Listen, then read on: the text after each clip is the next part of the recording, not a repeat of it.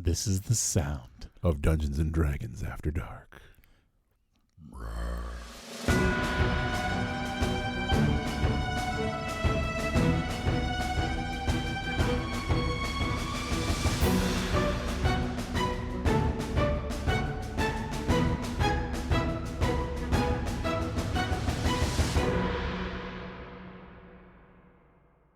Hello, adventurers. My name's Tyler.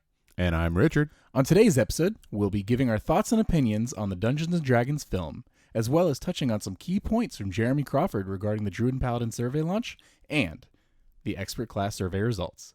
Welcome to True Strike. Tonight we're going to be talking about the Dungeons & Dragons film, which I know Tyler is very excited about. Of course, how could you not be? It's two of our favorite things, especially on this podcast, dragons as well as dungeons. And traps and mages and spells and all that fun stuff. And one of the greater actors of our time, Jeremy Irons. Yeah, that's immediately where my mind went to. Who does he play again in this movie? He plays Profion, the titular bad guy of Ishmir, the big bad of the whole world. Ah, right. I thought we were going to be discussing the new Dungeons and Dragons movie, Honor Among Thieves. I mean, we can talk about that one if you want to, but I think in order to talk about that one, we got to talk about where we came from, right? Do we got to go back? Which is going back to the year 2000 for Dungeons and Dragons, the movie, which I saw when it first came out. I remember going to the theater. It came out the year that I graduated high school, actually, aging myself a little bit there. Starring Justin Whalen. He was the lead, playing Ridley Freeborn, and Marlon Wayans, of all people, as his co-star, Snails. Best character in the entire movie. Yeah. I'm glad that you watched it. Yeah, thanks for putting me through that. I know that you didn't watch it when it was released. Nope. And I actually had to show you the trailer when we started talking about the new Dungeons & Dragons Honor Amongst Thieves coming out. Because did you even know that it existed before I told you about it? I had no idea. I had known that there had been Dungeons & Dragons products in the past. I was not aware of this film, and I was not prepared for this film. It gets a really bad rap. I can already tell by your tone of voice what you thought of this movie. Oh, it was fine. I enjoyed it for what it was. I can't lie. Was it perfect? No. Because you've used, not only did you put me through this a few days ago, but you've also went back and rewatched it as well. Yeah, because it's been arguably a little bit since I've seen it. Mm-hmm. I have seen it multiple times. I saw it when it was released in the theater. I saw it when it was released on DVD. At one point, I think I actually owned it on DVD. Sure, of course you would. But yes, I've seen it multiple we all times. owned movies then. I get it. Yeah, but I wanted to watch it again just to refresh my memory, and also to see if I could spot any more Dungeons and Dragons Easter eggs that I may have missed the first time watching it in high school back in the year 2000. Right. But yeah, it's an interesting movie to say the least. It actually kind of has a bit of a storied history. I don't know how much you know about this movie. History? None. Yeah. You've introduced this to me more or less. Yeah, it was actually just real quick synopsis on it. When it was originally pitched by Courtney Solomon, who ended up directing it, he was the producer. It was actually TSR that backed it, because this was before WotC had taken over completely, and TSR was in charge of it, and it never really got off its feet before the transition over to WotC happened. And WotC essentially did everything in their power to make sure that this movie was garbage. Like, they did not help the production of this film at all, and actually that's the reason why it is bad as it is. But it's interesting then, because like you said, the movie isn't terrible by any means. No. I'm interested in how much better it would have been then. Well, it was originally supposed to be a full-on trilogy. Like they were going to have like Lord of the Rings epic with this. Based on the ending, that makes sense. Yeah, it was going to be, well, spoiler alert, it actually was a trilogy. The other 2 movies exist, and you can watch them.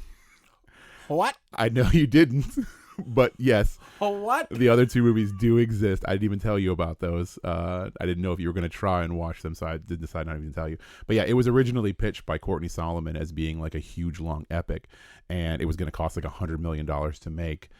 Long story short, they ended up with no budget from pretty much TSR. They ended up with no budget at all from WotC. WotC actually wanted to turn it into a TV series, and that failed. And they ended up being independently published by one of his partners. I can't remember his name, but they only made this movie on like 35 million, I think. Feels like a lot, but I know it's not. So yeah, they only made it at like a third of the budget that he actually wanted to use on it. That explains some of the CG. Yeah, and then they also couldn't use the script that was more Dungeons and Dragons focused, because originally it was written to include more Dungeons and Dragons elements that are actually in it right now. Mm-hmm. WotC forced them in a lawsuit to have to use a rewrite script that was very light on the Dungeons and Dragons elements, from what I understand. Obviously, I haven't read the script, but yeah. So what we got is technically a Dungeons and Dragons movie. It is, yes. Yeah, and it's got the elements that you would expect in a Dungeons and Dragons movie. We have our lead, which would be a rogue. That would be Ridley, the main character played by Justin Whalen, and then you have a sidekick who is also a rogue. So we have a 2 rogue party in here. It's funny you bring that up too, because there was about 40 minutes into this movie where I was like, they can't both be rogues. This party, it's not, there's no way it's balanced around this. What's the other one? Is he multi-classing? Well, is Ridley a fighter? Like, what are we doing here? Well, did you notice though, Ridley's not just a rogue, right? Not? Do tell. Arcane trickster. He casts multiple spells. I don't remember any of this. Yeah, he does. I just watched this movie and I don't remember this at all. He totally casts multiple spells. He's able to cast a spell on the map that one of the other characters, the mage, Marina. Sure. He's the one that cast a spell to get inside of the map. Well, he knew the secret words. He cast a spell. Was that what it was? Yeah. Was it written in Thieves' Cant? Who knows? He totally cast a spell. And actually, we're moving into spoiler territory here for this movie. It's been out since 2000. If you haven't seen it, I don't know what to tell you. But he also is able to control the dragons using the staff in the end of the movie, which everybody, including the big bad Profion, is like, what? You can't do that. And he totally can do it because he's an arcane trickster. So they are both rogues, but he gets a subclass and Snails doesn't. He's just a crappy rogue. So yeah, our party, 2 rogues, one's an arcane trickster. Then we have it's never really said what he is. There is a dwarf. He ends up, I think he's a barbarian. He has to be, right? Yeah, he's a barbarian. This is 2000. He's a dwarf. He's a barbarian. The comic relief barbarian. There is an elf ranger. I don't remember her name. I have no idea what it was. And then there's Marina. She's the mage, the caster, which they could have handled that one a little bit better. I think she casts 3 spells, maybe 4. Well, she ties him up in that rope for a while, and whole person. It just follows it follows her around, and then I think 2 of them, and just she cast Dimension Door at one point. I think. Oh, a couple times. Yeah, so we've got D&D spells right there. Sure. Yeah. We just have go very far. We in see some cases. we see orcs. That's another tie into D&D, right? So this doesn't take place in any like actual Dungeons and Dragons location, that's for sure. But we do have orcs, we have humans, we have elves. It's pretty much all of our established races. No, there's that blue guy in the market with the weird thing on his head. He looks like one of the Dragon Ball Z characters. Yondu. Yeah, Yondu. He's Dragon Ball Z, right? Guardians of the Galaxy, actually. Yeah, same difference. But yeah, and we have dungeons. We have dragons. We have a thieves guild. There's a lot of dragons.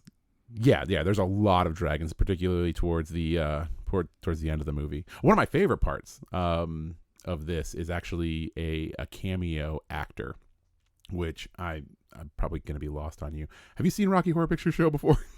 Yes, many, many times, actually. Oh, okay. Well, never mind. So now you know. Richard O'Brien is in it. Okay. He's Riff Raff Okay. in Rocky Horror Picture Show. Okay. So yeah, Riff Raff is in this. He plays God, fell so Xylus, low. the head of the Thieves Guild, which is arguably probably one of the better parts of the movie, I think. Oh yeah, that whole scene is that was actually fun. pretty well done. Yeah, that was really fun. We have Beholders. That's totally Dungeons and Dragons. There is a beholder. There's multiple Beholders. I think there's 3 of them. Are there really? Yeah. Oh, I just remember one. Yeah, they've got them roaming around everywhere out there. So yeah, there's a couple Beholders. Is it the same in movie. animation every time too? It probably is. It's the Beholders and the Dragons are some computer generated graphics, all right. Yes, they are. The computer did generate those graphics. They are, early 2000 CG. So it kind of is what it is. Right. There are some things that I thought were probably intended to be more connected to Dungeons and Dragons. I know that when they had the first script before WotC killed it, the things I've heard and things I've read have suggested that there was a lot more Dungeons and Dragons elements in the movie that didn't make the cut, essentially. And I think one of them was probably an intellect devour because of one of the side villains, Damodar, who for some reason has very bright blue lipstick on for the entire movie. Yes. That's definitely a fashion choice. It was the character defining trait, yes. Yeah. But he has a thing in his head put in there by Profion. It's these tentacles that come out and everything like that. If I had to guess, I'm sure that was probably an intellect devour, and they probably had a little bit more going on with it, but they never really went into detail with it. And really, the only Dungeons and Dragons creature that they put in the movie was the Beholders. And? Oh, am I missing one? The dragons. Oh, well, the dragons. Yeah, the dragons. Yes, the dragon. Gold dragons, red dragons. And red dragons, yeah. And there's some murals in the background of some of the scenes that show the other dragons. There's whites, there's blacks. There's other chromatic dragons out there. They did get the colors right for, good versus evil, at least. I give them props there. Yeah.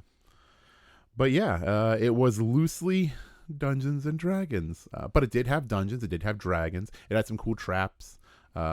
Snails falling through the rug whilst trying to steal the map from Damodar was a thing that happened, which was kind of funny. Marlon Wayans. Snails' acting is just so good. Yeah, he was definitely the comic relief of the movie. And it's Marlon Wayans. He's hit or miss. He was a hit in this movie, I think. He's one of the main reasons why I did enjoy my time with this movie because he was funny. And he was the main reason I stopped enjoying it about partway through. So yeah, he's the good part, and actually the ending of this kicks it to the possibility of a sequel, because Snails passes unfortunately during the film. Yeah, so he doesn't make it. Killed by Damodar. Damodar. Do I gotta censor that? No, this is good. Okay. So yeah, he kills Damodar. Then Riley kills Damodar at the end, and then they find out using Riley's magic, or Ridley. His name's not Riley, it's Ridley. I was wondering. You know what? I didn't recognize the character, but also, not only am I terrible with names, who knows? I could have missed somebody. Maybe. But Ridley uses his magic again, arcane trickster, at the end of the thing to transport everybody inside of a rock to go find Snails.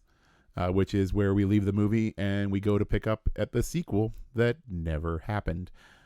But you said it did happen. But it did happen. Ooh. It had nothing to do with the first movie. Oh. They never touch on Snails again. In fact, the only character from the first movie that carries over to the second movie is Damodar. What? Yeah. So turns out, subplot of the first movie that they never told us about was Profion put a curse on Damodar, and he's actually undead on his way to becoming a lich.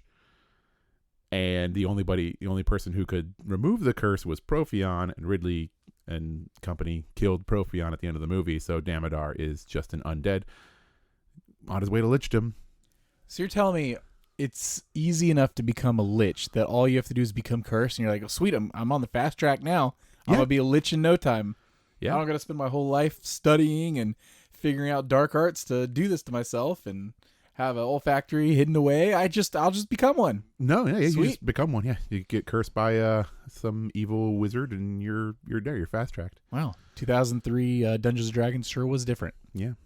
He spends the entire second movie essentially trying to not be a lich, which is kind of like flipping the script on the whole lichdom thing. Choice. Yeah, he doesn't want to be a lich. He wants to die, and he can't die. But yeah, he's the only returning character.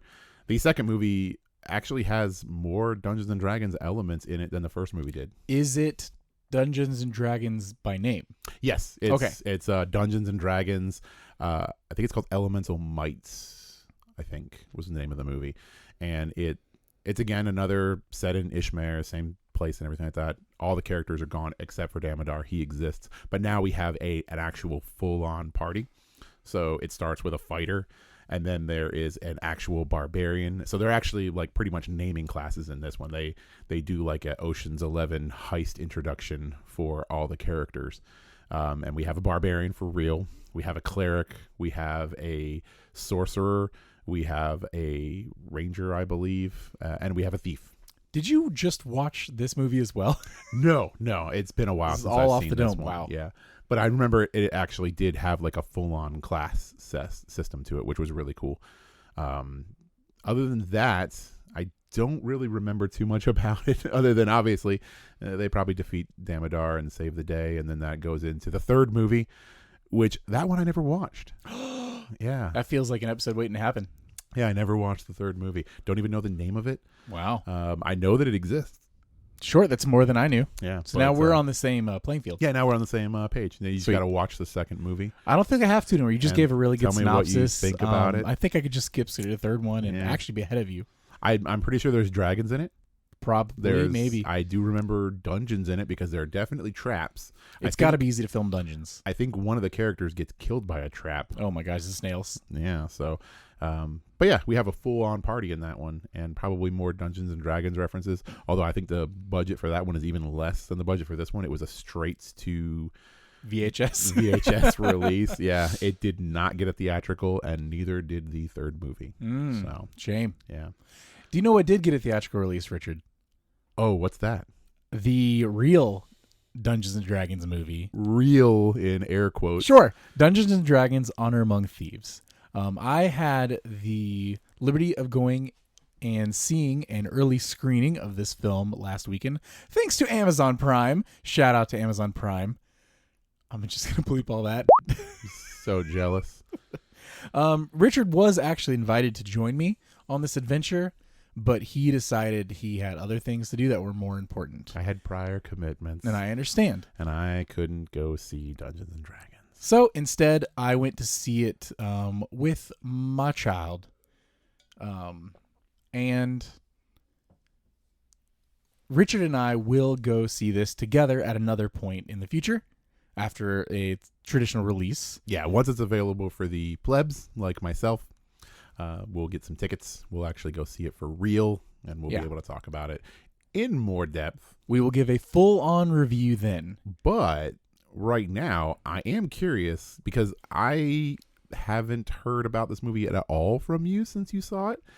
And I purposefully haven't asked you about your opinions on it because I wanted to wait until now to get your feelings of this movie, what you thought about it.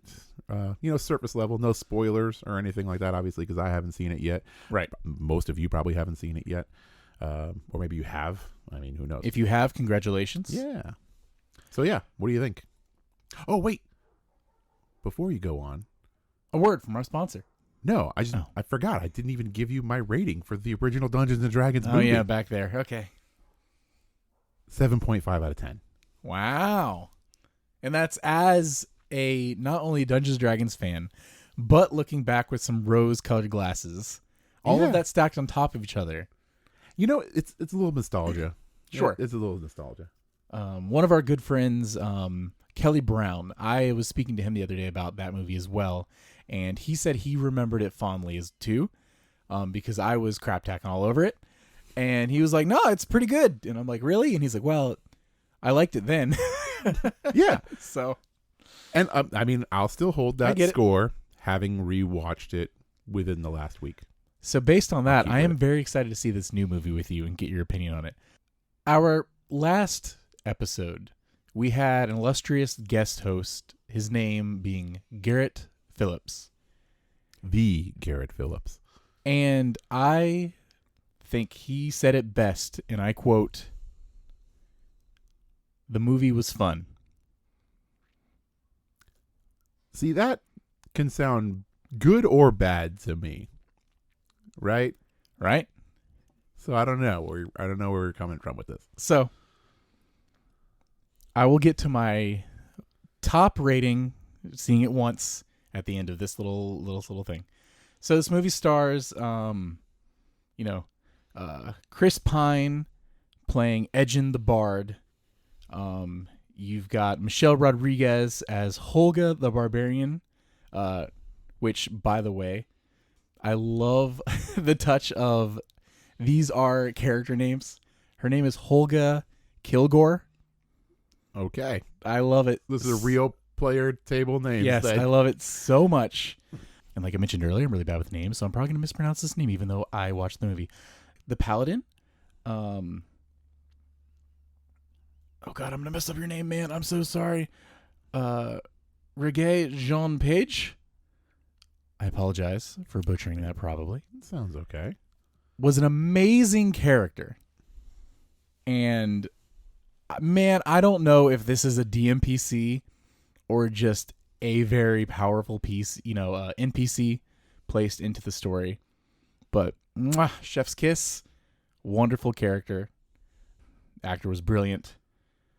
Simon the Sorcerer, the wild magic sorcerer, is played by Justice Smith. Fantastic. Great. Every time he struggles with his magic, it's just delightful. And there are so many spells he cast in this movie that are just subtle nods to the game. Like when he cast Magic Missile, for example, they don't come out like Power Rangers. He's not Magic Missile. He just does it.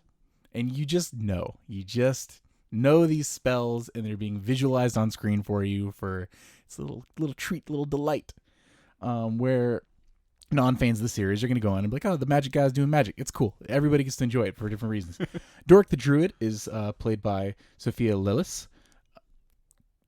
Super fun. Owlbear. Interesting. One of the most famous scenes from the trailer, I would argue. Right. And then, of course, they've gone back since then and made it to where you can turn into an owlbear. Yeah. Yay. So this works. Sneak peek at the UA. And then you've got Forge, played by Hugh Grant. It's cool that you grow to like and hate this man all at the same time. And Hugh Grant really just, he plays that role very well. I won't go into any other characters, actors, anything like that. I want you to see this movie and learn everybody as you go. I was actually spoiled slightly just then. Yeah? Yeah, because I have been avoiding everything about this movie. Mm-hmm. I watched one trailer, the very first trailer, and then I believe they did like a little thing after where they did like the character intros kind of a situation. Mm-hmm. That was it. I didn't watch any additional release trailers or anything. I haven't read anything about the movie. Mm-hmm. I have been avoiding it completely. Wild Magic Sorcerer. Ooh. That's cool. Not bad. I had no idea. I didn't know what the party composition was other than Bard and Druid, obviously, and I assumed, Barbarian. Forge being the rogue, too. I forgot to mention that. Yeah, so I didn't really know much other than that, right? And I knew there was a magic user. Didn't know it was wild magic. That is super exciting. I'm very happy to hear that, and it sounds like it's going to be super fun. It's cool how they do it, too. It's not constant. It comes up in thematic reasons and stuff like that. You'll see. No, I love that. That's, like I said, minor spoiler for me. Super cool. Love it. Apologies. But also, I'm glad you're excited. Fine. No, it makes me more excited. I think they chose such a good cast for this movie because not only do your main two characters, Edge and Holga, just blend so perfectly together, Chris Pine and Michelle Rodriguez, they work together so well in this sense that, like, oh, these characters have known each other, but everyone else definitely has this, like, the party is being formed out of these random characters vibe. And it just works so well to see everybody like come together, especially with their own unique talents and stuff. And it really feels like your players showing up at the table and forming a party and becoming a little family together, but put on the screen. Is there anything you have questions about that I could go into without ruining anything for you? I guess my major question was, does it lean more into areas that we know, or does it not, like the original Dungeons and Dragons? Because the original Dungeons and Dragons was like its own world. They made up Ishmir, and that was it. None of the locations or anything was anything you could reference in lore, which I think they did on purpose. And I was curious about this one, if it's the same way, or is this a homebrew campaign, or are we on the Sword Coast here? I just want to know. This film does a fantastic job of incorporating many named locations you know of and have been to in game in the Sword Coast. And so it actually is a Sword Coast. I just threw that out there. This is Faerun, homie. Okay. Yeah. Okay, so that's good though. So we get that. This but is does great. it feel shoehorned though? No. Is it like we're gonna take you down the top 100 greatest Dungeons and Dragons location, starting with the mines of Fendalver, or is it? I think at one point there's a reference where like, oh, we'll take a boat down to Baldur's Gate, and you're like, hey, there's a Baldur's Gate, but that happens once. But I mean, the first 30 seconds of this movie, Richard, I know for a fact you are going to be like, holy crap, I have been there. And it's awesome. Because not only is it recognizable just from the visual that your mind made the first time this place had been described to you, but they match it so perfectly. And to see some of the technology and stuff that's not technology that like the film was made with, but like technology in the world that is so medieval and like fantasy driven and created, but like makes sense. Like it's things that don't exist, but like makes sense in this movie that you just want to bring home and put in your game. Like it's such a 1-to-1. You could do that very easily. And I think there are going to be people that see this movie, are inspired to go home and pick up a player's handbook and dungeon master guide and actually play D&D for the first time because they enjoy this movie so much. Yeah, especially youths. Which is probably their intention too. Absolutely. Well, not in toy sales, but yeah, I'm definitely going to buy some toys from this. Yeah, You've seen those dice that turn like unfold into creatures? No, the gelatinous cube that you could stick people in. That's just cool. But yeah, no, I think that, that's probably the intention, was to get more people on the tabletop, and I think this is probably going to do that. Oh, absolutely. I went into this movie with very low expectations. Granted, the couple of days leading up to it, I had been hearing good things, which, it's hard not to build up a little hype then. But at least a week before, I was thinking this movie was going to be trash. I was thinking, they mess these movies up all the time, these video game movies, et cetera, et cetera. They never actually work out the way I want them to in my heart. Yeah, they never quite hit the mark, and it's always slightly disappointing. And we've been getting better lately. I mean, The Last of Us, the show, granted you had Neil Druckmann and such like that. Yeah, that's fantastic. But yeah, it's just the game in film, which quick is all time events and all, which is great. Right. I'm sitting there on my TV pressing square to over and over again to push off the clicker. But infected aside, yeah, this movie was really good. You mentioned locations, creatures as well. There are so many creatures. You even mentioned the Intellect Devourer. Wink. Oh. There are very many recognizable creatures, including my favorite Chonky Boy from D&D is in this film. And my favorite Chonky Boy was my favorite part of this entire movie. And I want to go back and see him so badly because it's so fun. Ha! Yeah, so the only ones that I have seen was from the original trailer. So that is obviously Owlbear, Gelatinous Cube, Displacer Beast. Mm-hmm. I think that's the only things that I really saw. Okay. in the trailers that I saw. Which, I mean, right there, you got your tops. All we're missing is somebody's hat turned into a mimic, and we're off to the races. Sure. Player races, species are handled very well in this film as well. I didn't even consider There's definitely a wide that. variety of species. I didn't even consider if they were going to try and shoehorn in every playable species. Now, it definitely leans more heavily towards human and human adjacent versus more monstrous species.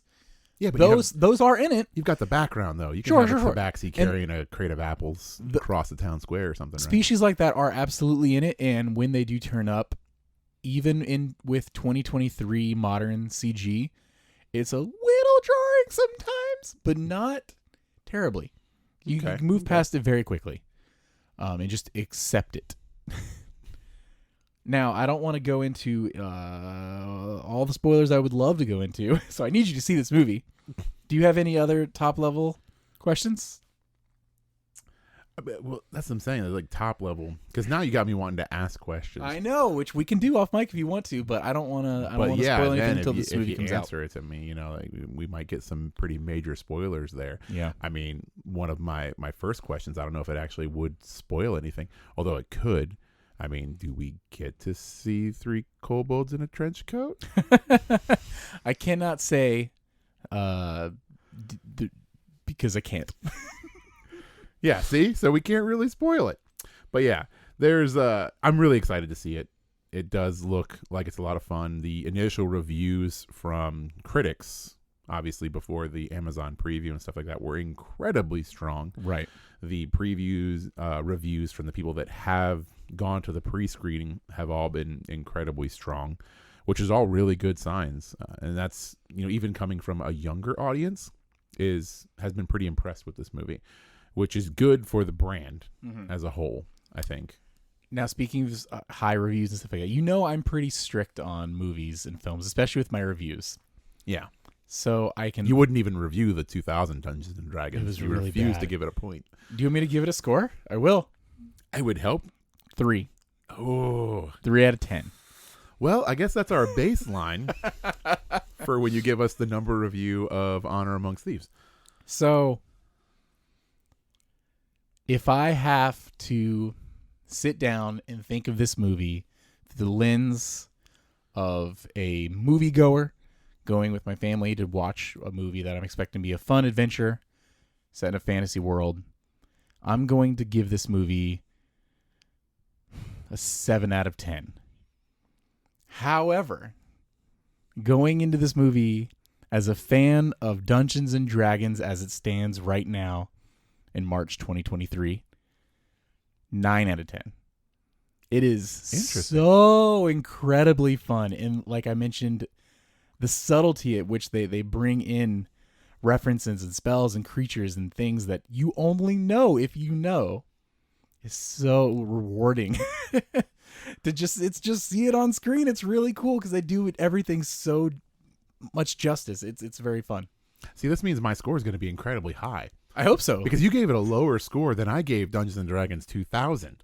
I gave that a 7.5. Right. And you gave this one a 7 for just a family fun aspect.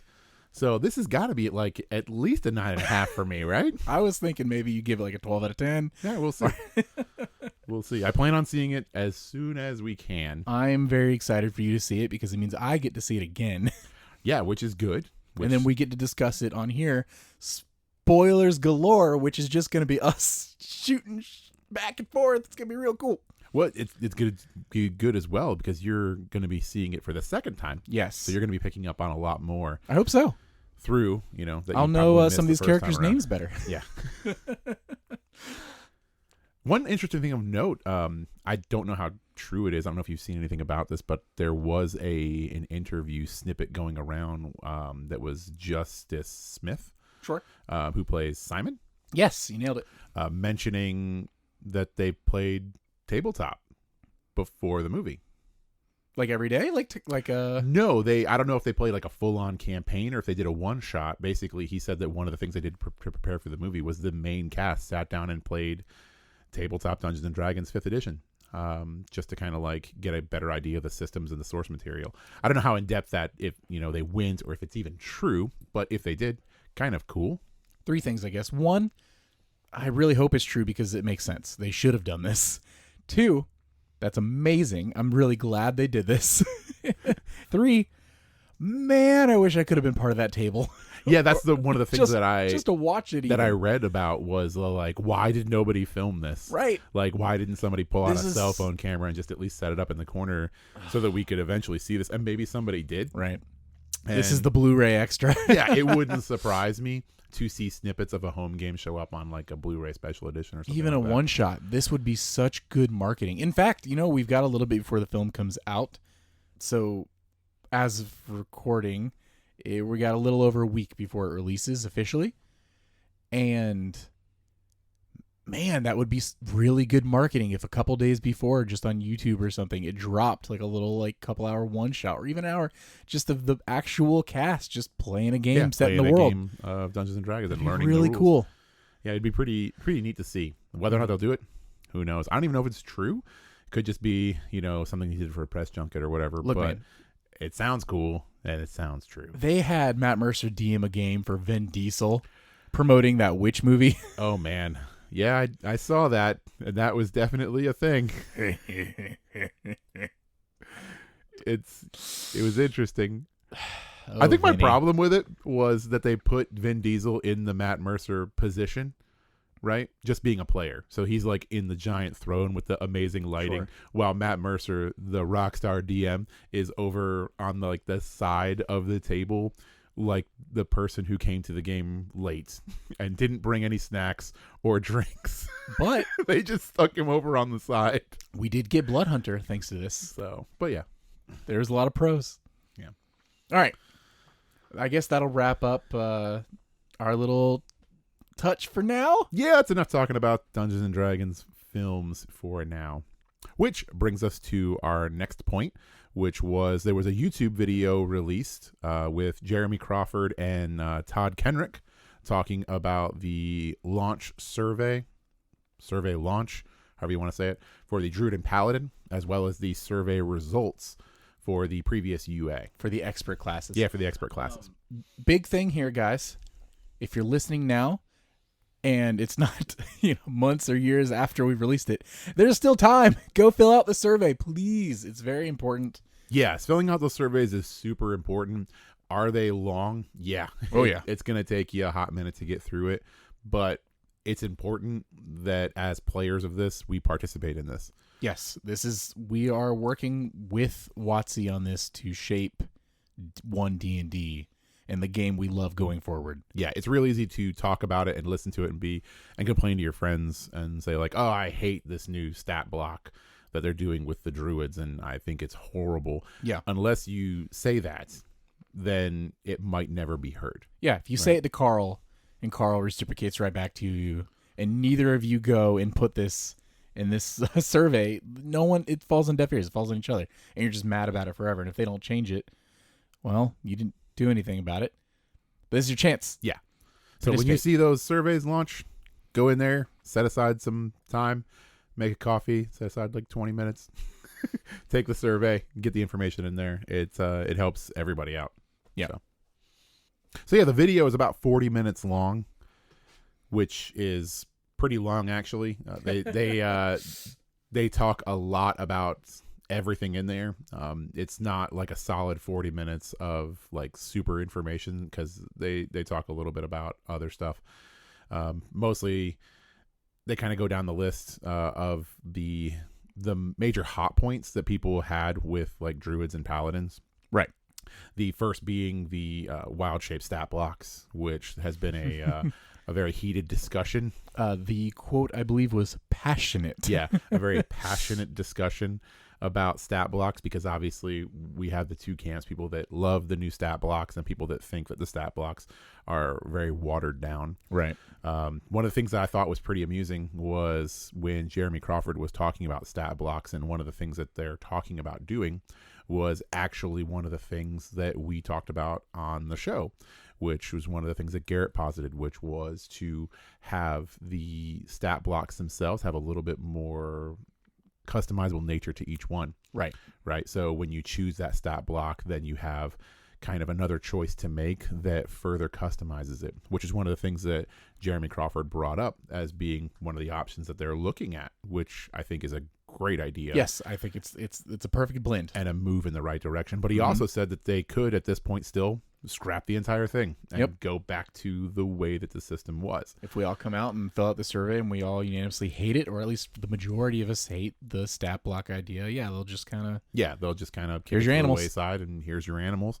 And then instead of making that huge change, they'll just make the animals easier to find, so easier to index. They'll have in the player's handbook rendition a larger number right there in front of you, so that your basics are going to be right there and easy to find and easy to access, and then the extras obviously will be tacked on as kind of go along. Right. But I do think we're probably going to end up seeing something closer to what we discussed in the podcast, which is the 3 major stat blocks with the extra flavor kind of tagged into the end of them, so you can kind of make them your own. I definitely hope that's how the way they go, because I like the stat blocks for newer players and even, veterans that just want to have the information right there. But yes, having the customizability is really what that needs to just cap it off and make it fun for everyone and give you the abilities we feel like we're missing now with the way it is currently. Yeah. The other thing that Jeremy Crawford touched on, do I have to keep saying his name, Jeremy Crawford? No, we call him J-Craw. J-Craw? J-Craw. So the other thing that J-Craw touched on was Tiny Creature being level 11 and why it's at level 11. It's too far away. Because it's game breaking. What? Yeah, because it's too cool. It's really cool. It's really, really cool. Really cool. So yeah, when you're that tiny, when you're that small, you can just weave in and out of everybody. Ooh, look at me. I'm so quick and nimble. So it's a little bit too overpowered. What? No. Yeah. Look, in 5e, you can be tiny and it's fine. Why all of a sudden is it broken, Bridget? Because you're so tiny. Well, You're forgetting the part that now with the stat blocks, you're super tiny and you have like a bajillion health. Yeah. Where in 5e, it's balanced by the fact that you're tiny and you've got like 1 hit point. Yeah. So I think that's the main thing. They don't want you to be a tank and tiny. Yeah. Well, I mean, you're still going to be, but not to level 11. Well, if they change it, because I think he mentioned maybe bringing it down, but changing some of the time or abilities or whatever. That's Tiny Creatures is one of those things that actually supports the idea of the individual animal stat blocks again. Yeah. Either that or maybe Tiny Creatures just need their own stat block. Oh, that's actually an interesting thing. Yeah, just do a Tiny Creature stat block. That way you can help balance it a little bit. Yep. Yeah. That's what I do. But what do I know? What do I know? From the mouth of a tiny creature. That's me.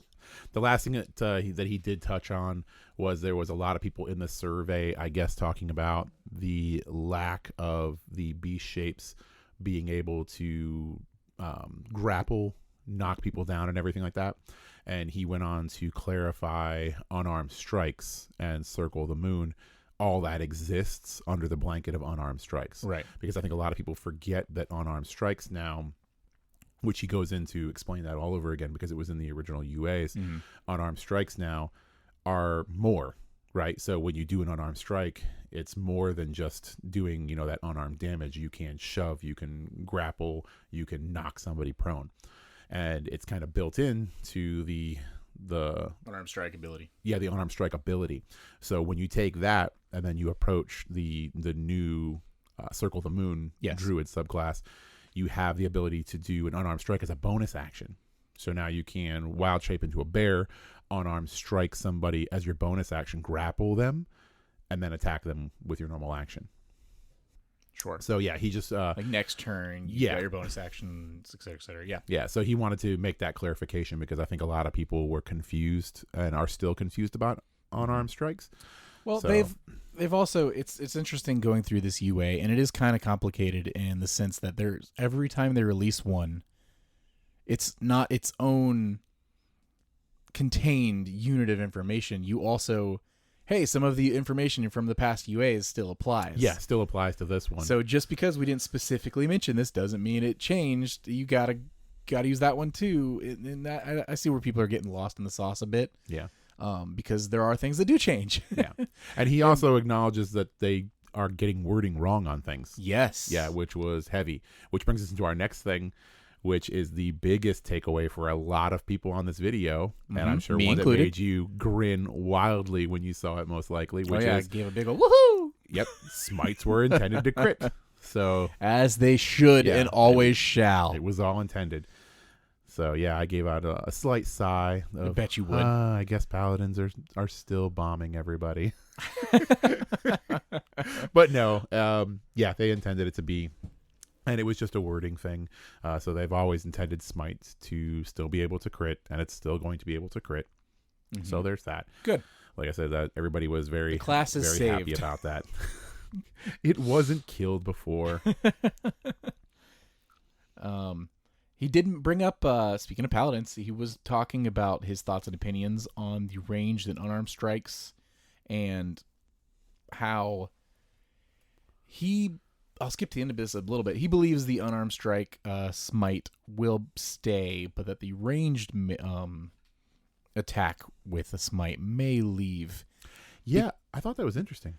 He made a good point, though, where they got to be really careful not to overshadow ranged fighters and your rangers. Yeah. You want them to still exceed and excel at these longer ranges and not just, well, why would you be a ranger when you could be a paladin? Paladin does more damage at range, so I get that. Or maybe they would lessen the damage of a smite from a distance. And I guess at that point, maybe I'm sure they'd figure it out. They know what they're doing. But I feel like that gets a little complicated. Yeah, I figure at that point, why have it at all? Right. And I think that's kind of where it was like an interesting point of like brutal honesty on Jeremy Crawford's part. Right. I didn't expect him to say something like that, which was very flatly that he doesn't think that it's going to survive into play. I appreciate him doing that, though. Yeah, no, and I love that. Yes. It just was very unexpected. Like as soon as he said it, I was like, oh, that's really honest that he doesn't believe that it's going to stick around because it's encroaching on these other classes. Right. And I didn't get into it last recording because we were going a little long anyway, and there was 3 of us, and I saw it going this way anyway. I actually don't like the long distance smite. I thought it was interesting that they added it. It sounds fun. It does sound fun. You can make some cool characters around it. And I didn't even think at the time, like, oh, but what about rangers and stuff, though? I do think that's a very valid opinion. And now that he said it, I'm like, yeah, exactly. What about rangers and stuff? But I really, like, the smite is something you choose to do. Like, for your divine smite, you choose to add that in after the attack has hit. That feels weird with an arrow. Yeah. So I love the idea that, like, as you're coming down with your mace or your greatsword, you slice right into your opponent and then just smite, and the divine energy flows through you from the heavens, and it's that big burst damage. But like the time bomb arrow where you shoot it and then it hits them, they're like, and then you're like, and kapoof. Just there's still some cool, like. Well, I imagine you're yelling smite when you release the bowstring.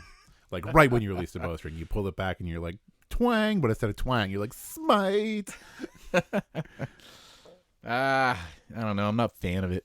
But yeah, Just thematically. I wouldn't expect it to stick around considering the way that Jeremy was talking about it. Sure, It but we'll doesn't see. sound, but If the survey comes out and people are very high on it, then, it'll stay. And I'm not going to be sadder for it. I'll just, wait and see how it turns out. I'm not going to be range smiting. yeah. But that's just how I want to play my characters. Yeah. I want to be the heavy armor paladin, front line with my greatsword. That's just me. And maybe crit sword and board. smiting. Oh yeah, if I get a crit, the highest level smite every time. So we have also the survey results for the ranger, the bard, and the rogue. So the expert classes. The ranger got an 80%. Or 80s, around the 80s in satisfaction, which is really high. It's very good. Yeah, I wonder what Garrett thinks about that, considering when we talked last, he kept touching back on the Ranger as needing some fixes, right? So I wonder if he agrees with that. Look, or Garrett if just he wants to still get this to the 90s. thinks that Ranger's good. Well, I mean, everybody does. Sure. But yeah, Ranger tested well. amongst people, so that's really good. Bards tested in the 70s, which is not bad. Yeah, no. That's good. That's solid. Rogue was 68, arguably the lowest of the three. It is the lowest of the three. I could argue that you were correct. Yes. Yeah. So that one needs some tweaking. They did mention that one of the things that was a big standout for them was sneak attack. That's actually very interesting because, yes, they get the overall review, essentially. And then you also get the score for the different abilities, evasion and stuff like that. And everything else is pretty good. Like 79, 81%, very good scores. But yes, it was sneak attack that was so low with its 61%. Yeah. That brought down the whole class. Yeah, that brought down everything. Which makes sense to me because when I think rogue, I think sneak attack. Yeah, that's what everybody thinks. And basically the ability of not being able to do it as much didn't really rub people the right way. Yeah. They don't like it. And that's an easy fix for them, though. Like Jeremy Crawford said in the video, that's real easy. Once they fix that, that's going to increase the overall satisfaction rating for the expert class.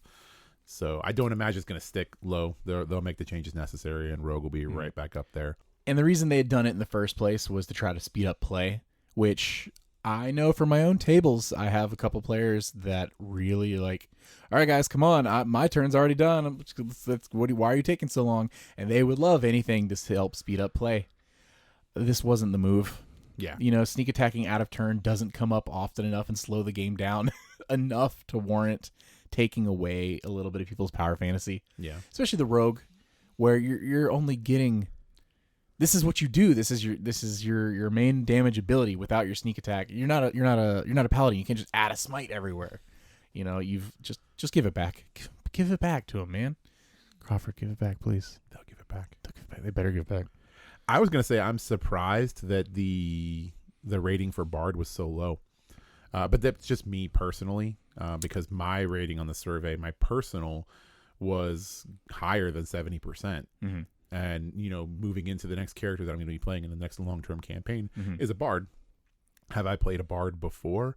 Not like really. Like I've minor stuff, but never long-term or anything like that. But I really thought that bard was looking really nice. And it does still have a good score. So, yeah, it does have a good score. 70s I was is not just bad. surprised that it's not higher. I expected it to be closer to what the ranger is. But, people have their opinions. I'm surprised the ranger's so high.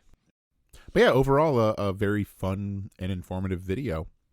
We highly recommend everyone go check it out if you haven't already. It is on the Dungeons & Dragons YouTube channel.